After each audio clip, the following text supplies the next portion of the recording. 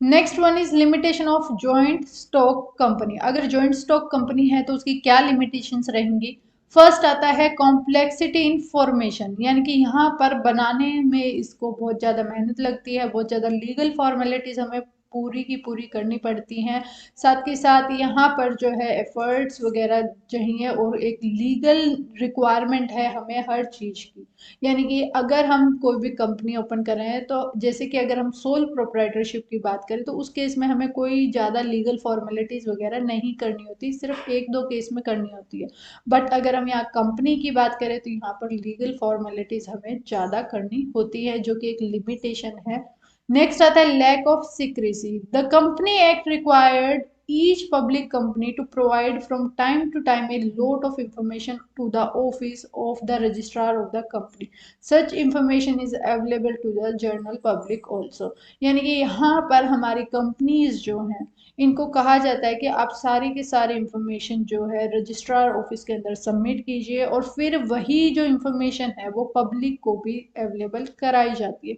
यानी कि हम यहाँ पर कोई भी सीक्रेट चीज़ें नहीं रख सकते हमारी कंपनी में। अगर हम सोल प्रोप्राइटरशिप की बात करें तो वहाँ पर हम सीक्रेट रख सकते हैं।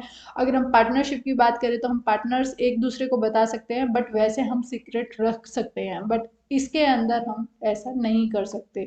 नेक्स्ट आता है इम्पर्सनल वर्क इन्वायरमेंट, यानी कि पर हमारी क्या है, एक सेपरेशन है ओनरशिप की और मैनेजमेंट की। इसी वजह से क्या है, लैक ऑफ एफर्ट्स किए जाते हैं जब भी कोई भी काम किया जा रहा है उसके अंदर, जो कि एक हमारे लिए ड्रॉबैक है।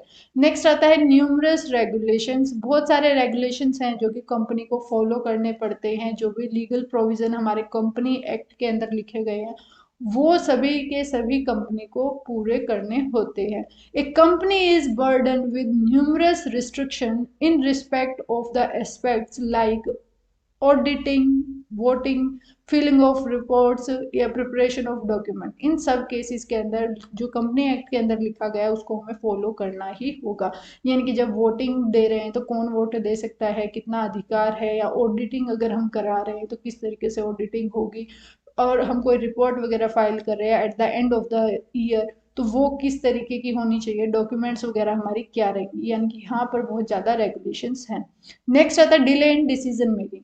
Communication as well as approval of various proposals may cause delay not only in taking decision but also in acting upon them।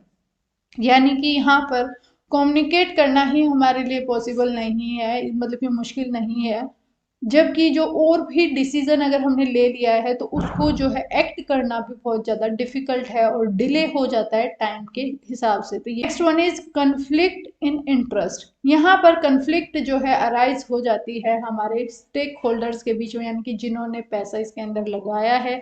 The employ for example may be interested in higher salary. हमारे जो employees होते हैं वो कहते हैं कि हमें higher salary चाहिए।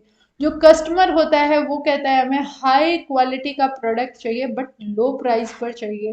हमारे जो शेयर होल्डर्स हो सकते हैं वो हायर रिटर्न चाहते हो डिविडेंड का। तो ये सब चीज़ें क्या हैं, हमारी प्रॉब्लम इंक्रीज कर देती हैं और उस कंपनी को रन करने में बहुत ज़्यादा डिफिकल्टी होती है, यानी कि कन्फ्लिक्ट्स इन इंटरेस्ट।